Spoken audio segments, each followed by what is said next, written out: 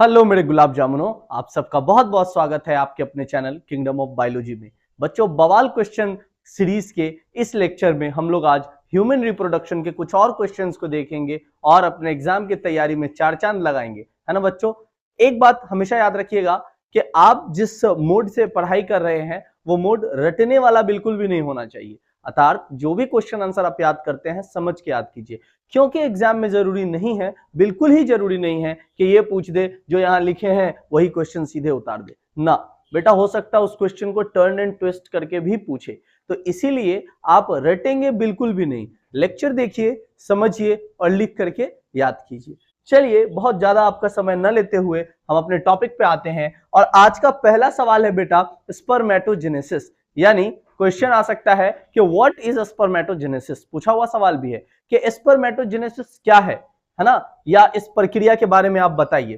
तो सिंपल सी बात है, हम लोगों ने एक शब्द पढ़ा होगा आपने, गैमीटोजेनेसिस। सबसे पहले तो ये ध्यान रखेंगे, गैमीटोजेनेसिस एक्चुअली में बेटा formation of gamete is known as गैमीटोजेनेसिस।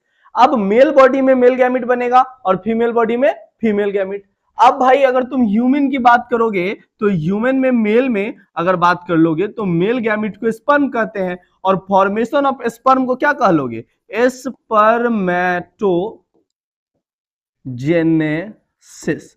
उसी तरीके से बेटा अगर आप फीमेल बॉडी की बात कर लीजिएगा तो फीमेल गैमीट बनेगा जिसे हम ओवम बोलते हैं। तो फीमेल के अंदर ओवम बनने की प्रक्रिया को आप कहिएगा oogenesis।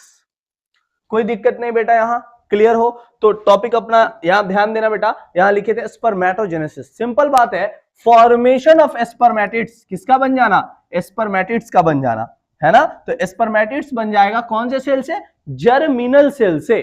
कौन से सेल से, जर्मिनल सेल से स्पर्मेटिड बन गया। इसी प्रक्रिया को हम लोग बोलेंगे स्पर्मेटोजेनेसिस। इसके कुछ फेजेस या कई स्टेजेस भी हैं, आइए हम लोग इसको और बढ़िया से समझने का प्रयास करें। तो अगर बालक तुम यहां ध्यान दोगे कि ये जो टॉपिक मैंने लिखा है स्पर्मेटोजेनेसिस, अब आप इसमें मान लीजिए ये आपका हो गया जर्मिनल सेल जिसका नाम हो गया स्पर्मेटोगोनियम या गोनिया जो कह लीजिए। और क्योंकि ये क्या हो जाएगा, डिप्लॉइड। ध्यान दीजिएगा बेटा, स्पर्मेटोगोनियम जो कि जर्मिनल सेल है डिप्लॉइड है। अब इसके अंदर बालक हो गया, आप समझिए इसके अंदर हुआ माइटोसिस। क्या हो गया, माइटोसिस। तो माइटोसिस का मतलब मैंने पहले भी बता रखा है बेटा, माइटोसिस का मतलब है फोटोस्टेट, कॉपी बन जाना। तो सिंपल बात है, जब इसके अंदर माइटोसिस होगा तो आप यहां भी देख सकते हैं, एक सेकंड बेटा यहां ध्यान दीजिएगा। अरे बाबा ये क्या हो रहा है, यहां ध्यान दीजिएगा बेटा, ये भी हो जाएगा 2n और ये भी हो जाएगा 2n, फोटोस्टेट बन गया, कॉपी बन गया। इसे हम बोलेंगे बेटा प्राइमरी स्पर्मेटोसाइट। तो यहां तक कोई दिक्कत नहीं। अब यहां क्या हुआ है, एक सिंगल सेल डिवाइड कर गया दो सेल में। इस फेज को हम लोग कहेंगे मल्टीप्लीकेशन फेज। ये कौन सा फेज हुआ, ये पहला फेज मान लीजिए हो गया बेटा, इसका नाम हो गया मल्टीप्लीकेशन। क्या हो गया, मल्टीप्लीकेशन फेज। कोई दिक्कत नहीं बेटा यहां पे। अब सुनिएगा, यहां 1 से 2 बना, प्राइमरी स्पर्मेटोसाइट बना, इसे हम बोलेंगे क्या, मल्टीप्लीकेशन फेज। 2n दोनों ही डिप्लॉइड है।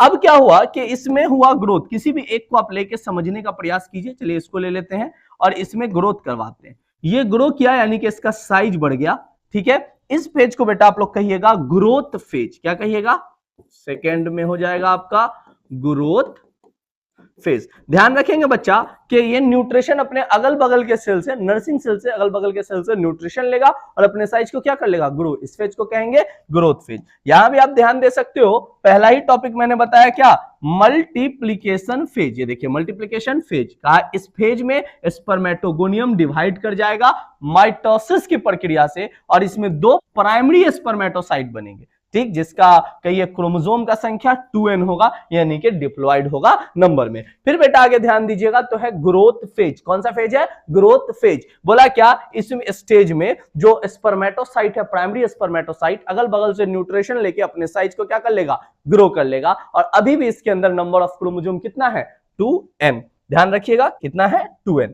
चलिए अब बेटा अब हम लोग क्या करते हैं कि इसके अंदर फर्दर डिवीजन करवाते हैं, यानी कि ये और डिवाइड करेगा। और अब इसके अंदर हुआ है मियोसिस की प्रक्रिया हुई, मान लीजिए मियोसिस फर्स्ट हुआ। तो जब पहली दफा मियोसिस होगा, और यू ऑलरेडी नो दैट, आपको बढ़िया से पता होगा, मियोसिस में नंबर ऑफ क्रोमोसोम क्या हो जाता है, हाफ। क्या हो जाता है, हाफ। तो यहां नंबर ऑफ क्रोमोसोम हाफ हो जाएगा, यानी कि 2, है ना, यहां पे सेकेंडरी स्पर्मेटोसाइट बनेंगे जिसमें नंबर ऑफ क्रोमोसोम n और n हो। ये कहलाएगा secondary spermatocyte. Spermatocyte, I hope अब इसमें कोई दिक्कत नहीं हो। तो ये बना सेकेंडरी स्पर्मेटोसाइट। अब मान लीजिए बेटा, अब मियोसिस 1 हुआ है तो हमें अच्छे से पता है मियोसिस 1 हुआ है तो मियोसिस 2 भी होना है सर। अब इसके अंदर हुआ मियोसिस सेकेंड, ठीक है, तो बन गया यहां पे, यहां ध्यान दीजिएगा, n n n और n, है ना, ये बना स्पर्मेटिड्स। क्या बना, स्पर्मेटिड्स, यहां लिख लेंगे, ये बन गया स्पर्मेटिड्स। और ये प्रक्रिया को बेटा हम लोग इस फेज को कहेंगे मैच्यूरेशन फेज। क्या बोलेंगे, third one is maturation phase. आहा, यहां देखिए आप कितना आसानी से यहां बना स्पर्मेटिड्स। और बेटा याद रखिएगा, जर्मिनल सेल से स्पर्मेटिड बनना, फिर से कहिए, जर्मिनल सेल से स्पर्मेटिड बनना, इसी को हम लोग बोलते हैं बेटा स्पर्मेटोजेनेसिस। क्या कहिएगा इसको, स्पर्मेटोजेनेसिस। यानी बेटा यहां स्टार्टिंग से आप आ जाइए यहां तक, इस प्रक्रिया को आप लिखिएगा स्पर्मेटोजेनेसिस। वाह वाह वाह। लेकिन बेटा यहां तो हम कहीं पे स्पर्म लिखे ही नहीं, सर बताया ही नहीं स्पर्म कहां बना है स्पर्म। तो बेटा याद रखेंगे हम लोग, जो स्पर्मेटोजेनेसिस प्रक्रिया है वो स्पर्मेटोगोनियम से लेकर के जर्मिनल सेल से स्पर्मेटिड बनने तक की प्रक्रिया को कहते हैं। और अब बेटा इसका फर्दर डेवलपमेंट होगा बालक, यहां ध्यान देना, इन सभी स्पर्मेटिड्स का फर्दर डेवलपमेंट होगा, और ये डेवलप करके कह लीजिए बन जाएंगे स्पर्म्स। क्या बन जाएंगे, फर्दर डेवलप होके बन जाएंगे स्पर्म्स, जिनमें number of chromosome as usual n ही होगा, है ना, यही बन गया। इसे स्पर्मेटोजोआ भी हम लोग लिखते हैं, है ना, स्पर्म बन गए या स्पर्मेटोजोआ बन गए। ये हमारा था स्पर्मेटोजेनेसिस। एक बार वापस से देख लेना ताकि आपके मन में कोई शंका परेशानी नहीं रहे। बोले स्पर्मेटोजेनेसिस एक प्रक्रिया है जहां जर्मिनल सेल से बेटा क्या होगा, डिवीजन होगा, और फर्दर वो डेवलप करेगा स्पर्मेटिड्स में। ध्यान दीजिएगा, तो इसमें सबसे पहले हुआ पहला फेज जिसे हम बोलेंगे मल्टीप्लीकेशन फेज, सेल डिवाइड करेंगे। बट कौन सा डिवीजन बेटा, माइटोसिस। याद रखिएगा, माइटोसिस यानी कि फोटोस्टेट, ठीक है। तो 2n दो प्राइमरी स्पर्मेटोसाइट बने, इसे बोले हम लोग मल्टीप्लीकेशन फेज। दूसरा ग्रोथ फेज, अगल बगल से न्यूट्रिशन लेके अपने साइज को क्या करेगा, ग्रो करेगा। ग्रोथ फेज, अभी भी नंबर ऑफ क्रोमोसोम 2n है। अब इसमें होगा मियोसिस, यानी नंबर ऑफ क्रोमोसोम हाफ हो जाएगा, और n और n दो सेकेंडरी स्पर्मेटोसाइट प्रोड्यूस होंगे। फिर मियोसिस सेकेंड होगा, फिर फर्दर क्या प्रोड्यूस होंगे, स्पर्मेटिड्स। इस फेज को कहेंगे मैच्योरेशन फेज, और सब डेवलप कर जाएगा बालक, स्पर्म बन जाएगा। यही हो गया हमारा प्रक्रिया स्पर्मेटोजेनेसिस। और एक और बात ध्यान रखिएगा, ये जो स्पर्मेटिड्स से, एक सेकेंड यहां ध्यान दीजिएगा आप लोग, ये जो स्पर्मेटिड्स से, इधर लिख देता हूं, ये जो स्पर्मेटिड्स से स्पर्म बन रहा है बेटा, इस प्रक्रिया को हम लोग बोलते हैं स्पर्मियोजेनेसिस। क्या बोलते हैं, स्पर्मियोजेनेसिस। याद रखिएगा, क्या कहेंगे, स्पर्मियोजेनेसिस।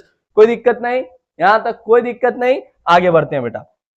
ये उसी मैच्योरेशन फेज को आगे कंटिन्यू करके लिखा गया कि इस फेज में प्राइमरी स्पर्मेटोसाइट डिवाइड कर जाएंगे मियोसिस 1 की प्रक्रिया से, और सेकेंडरी स्पर्मेटोसाइट बनाएंगे जहां नंबर ऑफ क्रोमोसोम हाफ हो जाएगा। बाद में सेकेंडरी स्पर्मेटोसाइट डिवाइड करके, है ना, स्पर्मेटिड्स बना लेंगे। फिर एक प्रक्रिया है स्पर्मियोजेनेसिस, जहां डेवलपमेंट हो जाएगा प्रत्येक स्पर्मेटिड्स का, किसमें, स्पर्मेटोजोआ में। इसी को हम लोग बोलेंगे स्पर्मियोजेनेसिस। क्या बोलेंगे, स्पर्मियोजेनेसिस।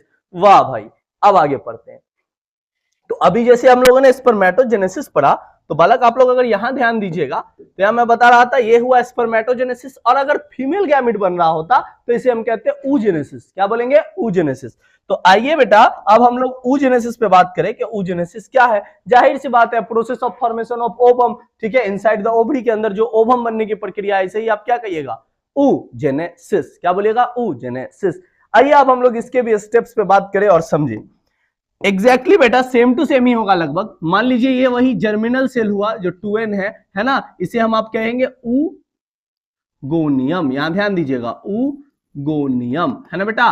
और ये अभी डिप्लॉयड है। फिर से एज यू ऑलरेडी नो कि इसके अंदर क्या होगा, डिवीजन। कौन सा डिवीजन होगा, माइटोसिस। जाहिर सी बात है, जब माइटोसिस होगा तो बन जाएगा ये भी 2n और ये भी 2n, इसको बोलेंगे प्राइमरी oocyte। oocyte कोई दिक्कत, कोई दिक्कत बालक नहीं ना। और ये फेज क्या कहलाएगा, फटाफट से लिख के बताओ कमेंट में, क्या कहलाएगा, जल्दी लिखो भाई, क्या कहलाएगा, मल्टीप्लीकेशन फेज। कौन सा फेज, मल्टीप्लीकेशन फेज हो जाएगा ये, मल्टीप्लीकेशन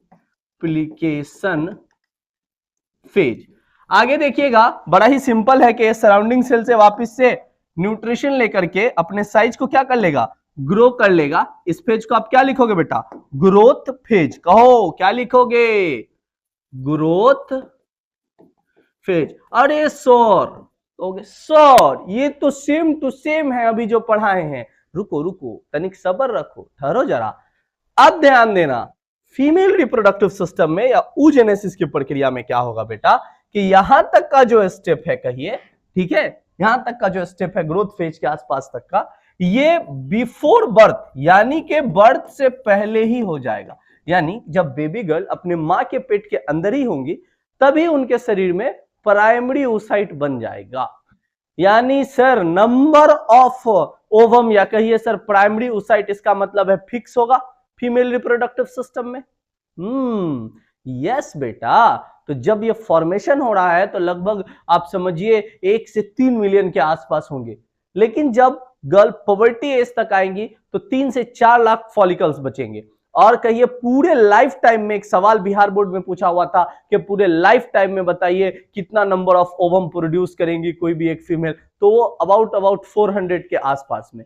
ऐसा क्यों, क्योंकि कई सारे फॉलिकल्स डिग्रेड भी तो कर जाएंगे ना, तो गल भी तो जाएंगे ना, तो डिग्रेड हो जाएंगे, समझिए। और हर 28 डेज के साइकिल पे, मेंस्ट्रुअल साइकिल आपने पढ़ा कि हर 28 डेज के साइकिल पे क्या होगा, रिपीट होगा। आगे आप ध्यान दोगे बेटा, यहां ध्यान बना के रखना कि अब क्या होगा। तो ये तो बिफोर बर्थ के पहले की बात है, अब पवर्टी के एज के बाद की बात कीजिएगा। तो अब इसमें क्या होगा बालक, कतई सिंपल है, यहां तक माइटोसिस हो गया था, अब इसमें भी क्या होगा, मियोसिस 1। बट इसमें फिर से एक और चेंज है, यहां सेकेंडरी oocyte 2 नहीं बनेगा, बल्कि एक बड़ा सेल और एक छोटा सेल बनेगा। ये जो बड़ा सेल बना है इसका नाम हम दे देंगे, जिसके पास साइटोप्लाज्म ज्यादा हो, बड़ा सेल कहने का मतलब सेकेंडरी oocyte। क्या बोलेंगे इसे हम, सेकेंडरी oocyte। जाहिर सी बात है मियोसिस हुआ है तो नंबर ऑफ क्रोमोसोम n हो जाएगा इसमें भी। और ये जो छोटा वाला है बेटा, इसे आप कहिएगा पोलर बॉडी। यहां तक कोई दिक्कत नहीं। अब बिल्कुल सिंपल है, अब इसके अंदर क्या होगा, तो भाई अब होगा मियोसिस सेकेंड। क्या हो जाएगा, मियोसिस सेकेंड। तो आइए इसके अंदर अब हम लोग करते हैं मियोसिस सेकेंड। ये देखिएगा भैया, यहां प्रक्रिया हो गई M2, ओ माय गॉड। और फटाफट से देख लीजिए, यहां भी वापस से एक बड़ा और एक छोटा सेल बना। तो जो बड़ा वाला बना इसे हम कह देंगे ओवम, और ये जो छोटा वाला बना इसे कहेंगे पोलर बॉडी, है ना। और ये कौन सा फेज हो गया बेटा, ये वाला फेज हो गया अपना मैच्यूरेशन फेज। हो गया, किस्सा खत्म। कहीं कहीं किसी किताब में आप देखोगे कई सारी बुक में कि यहाँ पोलर बॉडी को भी डिवाइड करके 2 और पोलर बॉडी बनाएगा, वैसे भी वो डिग्रेड हो जाना है, ये भी डिग्रेड हो जाएगा, बस ओम आगे डेवलप करेगा। तो ये था हमारा बेटा oogenesis। क्या था, oogenesis। रिकैप लगाना हो तो फटाफट से रिकैप लगा लेना है। क्या बोले, जो जर्मिनल सेल है ओगोनियम डिप्लॉइड, इसके अंदर क्या हुआ, मल्टीप्लीकेशन फेज यानी माइटोसिस हुआ, 2 प्राइमरी oocyte बने, ठीक। और उसके बाद अगल बगल से न्यूट्रिशन लेके ये ग्रो करेगा। ये जो फेजेस है ये बर्थ से पहले होंगे फीमेल बॉडी में। फिर उसके बाद क्या हुआ, पवर्टी के एज में जब फीमेल आई, जब उनमें मेंस्ट्रुअल साइकिल शुरू हुआ, ओवम बनने की प्रक्रिया शुरू हुई, तो बोला ये डिवाइड किया मियोसिस सेकेंड से, एक सेकेंडरी oocyte एक पोलर बॉडी। आगे चल के सेकेंडरी oocyte में मियोसिस सेकेंड हुआ, एक बना ओवम और फिर एक पोलर बॉडी। यहां तक आई होप कोई समस्या नहीं होनी चाहिए। आइए बेटा यहां देख लीजिए इसको, है ना। अगर आप इसको कॉपी में लिखना चाहे तो जरूर से लिखिए, वेरी इंपॉर्टेंट, है ना। सेम यहाँ पे ग्रोथ फेज को, अच्छा मैं इसको एक दफा पढ़ भी देता हूं ताकि आपके मन में ये न रहे कि सर क्या लिखा था आपने। यहाँ लिखे स्टेजेस ऑफ oogenesis, यानी कि oogenesis के कौन कौन से स्टेज हैं। यहाँ पहले ही देखिएगा कि पहला लिखा हूं मैं मल्टीप्लीकेशन फेज। कौन सा फेज लिखे हैं, मल्टीप्लीकेशन फेज, है ना। कहा क्या, इस फेज में, इस स्टेज में ओगोनियम डिवाइड कर जाएगा। कौन सी प्रक्रिया से, माइटोसिस से। दो क्या बनाएगा, प्राइमरी oocyte, जिसमें नंबर ऑफ क्रोमोसोम कितना, 2n, यानी के डिप्लॉइड होगा। आगे ध्यान दो बालक मेरे, फिर देखोगे तो फिर होगा ग्रोथ फेज, वही अगल बगल के सेल से, नर्सिंग सेल से न्यूट्रिशन लेके अपने साइज को क्या कर लेगा, बढ़ा लेगा। उसके बाद देखिएगा तो है अपना कौन सा फेज, मैच्यूरेशन फेज। कौन सा फेज है बेटा, मैच्यूरेशन फेज। कहा क्या, इस स्टेज में जो प्राइमरी oocyte होंगे ना, है ना, ये डिवाइड करेंगे मियोसिस 1 की प्रक्रिया से, और बोला एक सेकेंडरी oocyte, एक पोलर बॉडी, इसमें भी नंबर ऑफ क्रोमोसोम हाफ हो जाएगा इसमें, है ना, और बोला लास्ट में मियोसिस 2 की प्रक्रिया से जो सेकेंडरी oocyte है वो डिवाइड करेगा, एक ओवम बनेगा और एक पोलर बॉडी बनेगा। फर्दर आगे ध्यान दीजिएगा, अगला सवाल अगर देखोगे बेटा, तो अगला सवाल मैंने लिखा है क्या, कि ओवरी का स्ट्रक्चर। कभी कभी ये भी सवाल पूछा हुआ है या इससे रिलेटेड कोई सवाल पूछ देता है, जैसे फॉर एग्जांपल आपसे पूछ देगा ग्राफियन फॉलिकल का डायग्राम कैसा होता है, हम लोग उस पर भी आते हैं। तो अगर अब तुम ध्यान दोगे तो ओवरी के अंदर ये जो लाइनिंग है जर्मिनल एपिथेलियम समझ लीजिए, ये वॉल जिससे ये अटैच्ड होगा यूटेरस के वॉल से मेसोवेरियम, और यहां ध्यान दीजिएगा इसके अंदर फॉलिकुलर सेल्स है, ब्लड वेसल्स भी प्रेजेंट होंगे। अब ये फॉलिकुलर सेल का डेवलपमेंट होता रहेगा, जैसे आपने मेंस्ट्रुअल साइकिल में पढ़ा होगा, प्रोलिफरेटिव फेज या फॉलिकुलर फेज, जहां क्या होगा, फॉलिकल्स बनना शुरू होंगे। तो जब एफएसएच फॉलिकुलर स्टिमुलेटिंग हार्मोन आएगा ओवरी के पास सिग्नल लेके कि फॉलिकल्स बनाना है, तो इसमें फॉलिकल बनना शुरू होगा। सबसे पहले प्रोमाइडल फॉलिकल, फिर primary, secondary, tertiary, Graafian, mature Graafian follicle बनेगा। तो होगा क्या, यहाँ पे बहुत सारे सेल्स देखिए इस तरीके से ओगोनियम को घेरेंगे, फिर उसके अंदर यानी कि प्राइमरी जो फॉलिकल है अपना उसको चारों ओर से घेर लेंगे, ठीक है, और उसके बाद फिर उसमें डेवलपमेंट होने लगेगा। ठीक, यहाँ आप देख सकते हैं, यहाँ जैसे प्रोमाइडल फॉलिकल यहाँ पे आप देख सकते हैं, फिर उसके बाद इसका ग्रोथ हुआ, एंट्रल फॉलिकल, एंट्रल ये एंट्रम इस खाली जगह को बोलेंगे, ठीक है, फिर इसका और डेवलपमेंट हुआ और ये बना ग्राफियन फॉलिकल। आगे चल के क्वेश्चन में ग्राफियन फॉलिकल के डायग्राम पे भी हम लोग डिस्कशन कर चुके हैं, तो यहाँ आप बस समझोगे कि ओवरी के अंदर किस किस तरीके से स्ट्रक्चर्स डेवलप होने हैं। और जब ये वाला सेक्शन अगर आपको नजर आ रहा हो, ये सेक्शन में ही ओवम प्रेजेंट है, ये सेक्शन रिलीज हो जाएगा 14th डे पे मेंस्ट्रुअल साइकिल की, जिसे हम ओव्यूलेशन कहते हैं। तो ये जब रिलीज हो जाएगा और ये अंदर जो फॉलिकुलर सेल रह गए हैं, यही आगे चल के बना लेंगे बेटा कॉर्पस ल्यूटियम। क्या बना लेंगे, कॉर्पस ल्यूटियम। एक और बात याद रखिएगा, अभी आगे चल के हम लोग पढ़ेंगे यहाँ जो सेल्स का स्ट्रक्चर है, एक सेकेंड रुक ही जाना तुम लोग, इस डायग्राम को देख ही लो, इसके बाद हम लोग पढ़ेंगे ही इसको। ये इस वाले चित्र पे ध्यान देना, तो ये एक मैच्योर ग्राफियन फॉलिकल है। तो इसमें आपको बताऊंगा, यहां देख सकते हो आप थेका इंटरना। कहा क्या, ये जो अंदर वाले सेल्स है जो घेर के रखे हैं, ये इंपॉर्टेंट लेयर इसीलिए है बेटा क्योंकि ये लेयर सेक्रेट करेगा, इसके सेल्स सेक्रेट करेंगे क्या, प्रोजेस्टेरॉन या एस्ट्रोजन। फटाफट से बताइए कमेंट में, आपने जरूर पढ़ रखा होगा, बताइए कि थेका इंटरना क्या सेक्रेट करेगा।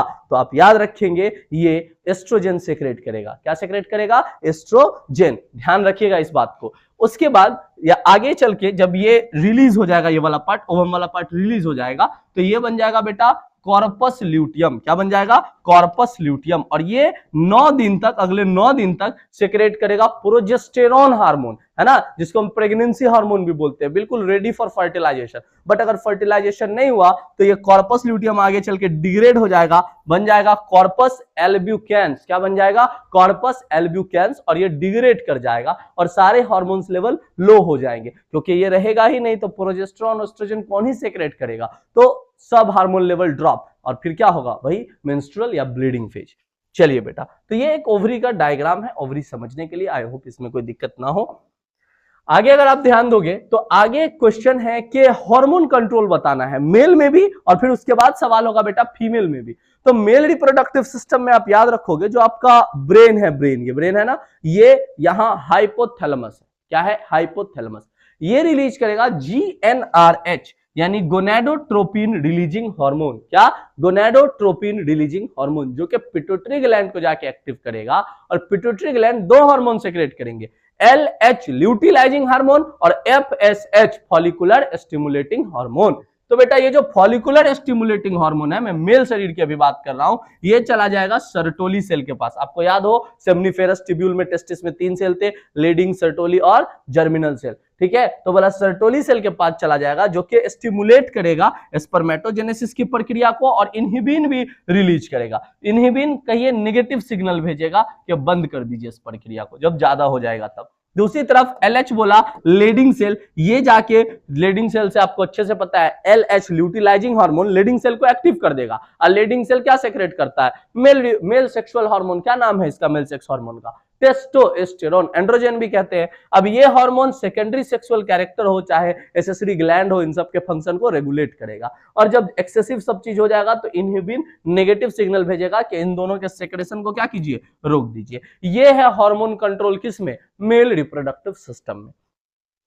ठीक इसी तरीके से बेटा फीमेल रिप्रोडक्टिव सिस्टम में भी हार्मोन कंट्रोल बहुत ही सिंपल है। बोला हाइपोथैलेमस, अभी आपने पढ़ा, ठीक है, हाइपोथैलेमस रिलीज करेगा क्या? GnRH। यहां भी ये जाके एक्टिव कर देगा वही पिट्यूटरी ग्लैंड को, ठीक है, ठीक, पिट्यूटरी ग्लैंड को, पिट्यूटरी ग्लैंड रिलीज करेगा LH और FSH यानी कि ल्यूटिलाइजिंग हार्मोन और फॉलिकुलर स्टिमुलेटिंग हार्मोन। ये हार्मोन ओवरी में वही फॉलिकल्स को FSH जाके एक्टिव करेगा, ठीक, और जाहिर सी बात है ओव्यूलेशन करवाएगा ये LH। जब ओव्यूलेशन होगा कॉर्पस ल्यूटियम बनेगा, उसी दौरान रिलीज होगा दो हार्मोन, एक तो एस्ट्रोजन और दूसरा बेटा प्रोजेस्टेरॉन, प्रोजेस्टेरॉन, जो कि जाके यूटेरस के वॉल को क्या करेगा? ऑस्ट्रोजन मेंटेन करके रखेगा उसके थिकनेस को, प्रोजेस्टेरॉन प्रेगनेंसी हार्मोन को, तक ये यूटेरस को रेगुलेट करेगा। ये दोनों हार्मोन, ये हो गया अपना क्या कि हार्मोन कंट्रोल किसमें? फीमेल रिप्रोडक्टिव सिस्टम में। सिंपल बात है, सिंपल ही वैसे ही कि हाइपोथैलेमस रिलीज किया GnRH यानी कि गोनेडोट्रोपिन रिलीजिंग हार्मोन, वो चला गया पिट्यूटरी ग्लैंड के पास, एक्टिव किया, दो हार्मोन रिलीज हुए LH और FSH, फॉलिकुलर स्टिमुलेटिंग हार्मोन। बोलिए मेरे साथ, फॉलिकुलर स्टिमुलेटिंग हार्मोन है ना, जो फॉलिकल्स को स्टिमुलेट करेगा, और LH ल्यूटिलाइजिंग हार्मोन। फिर वहां से ओवरी से रिलीज हुआ, यानी कि ओवरी के जो अंदर के सेल्स थे वो रिलीज किए एस्ट्रोजन और प्रोजेस्टेरॉन, जो कि यूटेरस को रेगुलेट किया। और लास्ट टॉपिक, जो लास्ट क्वेश्चन है बेटा इस पूरे सेक्शन का, वो बोले क्या? ग्राफियन फॉलिकल के बारे में आपको बताना है। तो बोला ये ग्राफियन फॉलिकल को आप देख सकते हैं, याद रखिएगा इसमें इसके लंबा स्टेप है एक, जैसे अभी आपने ओवरी का डायग्राम देखा, ठीक है, कि इस तरीके से ये था अपना फॉर एग्जांपल प्राइमरी oocyte, इसके चारों ओर सेल्स आके इसको घेरना शुरू किए, ग्रेनुलोसा के मेम्ब्रेन बनाए, तो प्राइमरी फॉलिकल बना, फिर सेकेंडरी बना, फिर उसमें गैप आने लगा, टर्शियरी ये गैप जिसको एंट्रम कैविटी कहेंगे, गैप आने लगा। फिर उसके बाद इस तरीके का लेयर, जो ये ग्रेनुलोसा था, इसमें से कुछ सेल्स चपते गया, दबते गया, बाहर का और सेल्स आया, बना थेका इंटरना। याद रखेंगे कौन सा? एस्ट्रोजन हार्मोन यही रिलीज करता है, और बाहर फिर और सेल्स आया थेका एक्सटर्ना। इसके अंदर यहाँ पे oocyte और जोना पेलिसुडा लेयर आपको नजर आ ही रहा होगा, ठीक है। ये जर्म हिल है ना, जिसको डिस्कस प्लोरिगेरस लिखे हैं बेटा, इसको हम लोग जर्म हिल भी बोलते हैं, याद रखिएगा, ठीक है। हालांकि ये क्वेश्चन इतना पूछता नहीं है, बट इसका डायग्राम कभी कभी पूछ देता है, तो इस डायग्राम को बिल्कुल ध्यान में रखिएगा, ठीक है। आई होप इस डायग्राम में कोई खास दिक्कत आपको नहीं होगा, ठीक है ना। और ये भी याद रखिएगा कि इसमें से जो रिलीज होता है ओव्यूलेशन में, वो ये वाला पार्ट बस, बाकी सब अंदर ही रहता है, जो कि कन्वर्ट हो जाता है कॉर्पस ल्यूटियम में। फर्टिलाइजेशन हो गया तो 9 महीना कॉर्पस ल्यूटियम वहां स्टे करेगा कहिए, और फिर प्लासेंटा जब फॉर्म होगा तो फिर वो भी अपना हार्मोन वगैरह रिलीज करेगा। लेकिन अगर 9 दिन तक बेसिकली वहां कॉर्पस ल्यूटियम प्रोजेस्टेरॉन और एस्ट्रोजन रिलीज करता है, थोड़े अमाउंट में एस्ट्रोजन भी रिलीज करता है ताकि मेंटेन रहे, ठीक है। बट जब 9 दिन के बाद फर्टिलाइजेशन नहीं हुआ है ना, तो 10-12 दिन के आसपास में वो डिग्रेड कर जाता है, तो उस समय हार्मोन लेवल सीधे लो, क्योंकि यही हार्मोन सेक्रेट कर रहा था, मेंटेन करके रखा था यूटेरस को, हार्मोन लेवल लो, यानी कि फिर एंडोमेट्रियम रप्चर, जो कि मेंस्ट्रुअल साइकिल में आपको बता ही है। तो ये हमारा ह्यूमन रिप्रोडक्शन के क्वेश्चंस को, मैक्सिमम क्वेश्चंस को हम लोग डन कर लिए, है ना। ये वही क्वेश्चंस है जो बहुत बहुत बहुत इंपॉर्टेंट है आपके लिए, मतलब कुछ कीजिए नहीं कीजिए, इस क्वेश्चंस को याद जरूर कीजिए। और बेटा मैं फिर से कहूं, आप फिर से सुनो और समझो इस बात को कि अब आपके पास समय नहीं है, अभी ही वो समय है जब आप कॉपी निकालोगे, पेन निकालोगे और लिख के याद करोगे। मेरी बात बिल्कुल ध्यान से सुनिएगा, रट के मत याद कीजिए बेटा, रट के याद कीजिएगा कोई फायदा नहीं है, अभी वक्त है समझ के याद करने का। रट्टू तोता नहीं बनिए, ऐसा नहीं है जैसे यहां लिखे हैं ये सवाल आज सीधे सीधे कॉपी में यही सवाल दे दे, इसके चांसेस भी है, लेकिन जरूरी नहीं है कि ऐसा ही दे दे, घुमा के भी सवाल पूछ सकता है, टर्न ट्विस्ट करके। तो टर्न ट्विस्ट वाला क्वेश्चन तभी बनेगा जब आप समझ के पढ़िएगा, और समझ के इसीलिए पढ़िए क्योंकि इससे एमसीक्यूज भी कहीं कहीं से पूछ देंगे। तो मैं बहुत उम्मीद करता हूं कि आप सब बहुत बढ़िया से पढ़ेंगे और एग्जाम में जरूर बवाल मचा के रहिएगा आप लोग, और बढ़िया से पढ़िए, है ना। तब तक के लिए गुड बाय। वीडियो अगर आपको पसंद आया हो तो जरूर लाइक करें, ज्यादा से ज्यादा शेयर करें और चैनल को सब्सक्राइब करें। धन्यवाद।